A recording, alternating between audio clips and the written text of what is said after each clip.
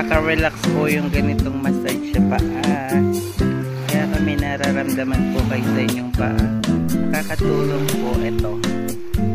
Ito po yung ginagawa ng ibang may karamdaman po sa paa, lalo na po pag mga stroke.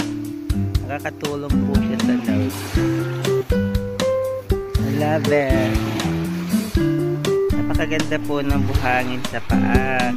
Kaya sa mga senior citizen dyan, daliin natin maglakad palagi sa buhanginan, tapos tapak yung inyong paa, tapos labunan po natin yung paa. Ang ganda po sa pakiramdam. Sarap.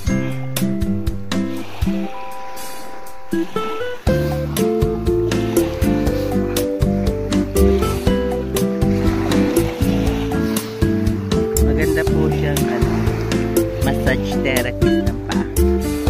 Ganyan po ang ginagawa ng mga stroke person. Pumupunta pa po siya dito sa baybay dagat para maglakad sa buhanginan. Sarap po sa pakiramdam pag naganyan nyo ang inyong paa.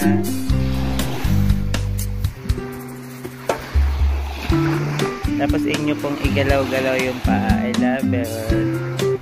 Ganyan po yung exercise. Tapos ginagalaw nyo po yung inyong mga paa, diba? Sarap sa pakiramdam, guys. Namamassage yung inyong paa. I love it.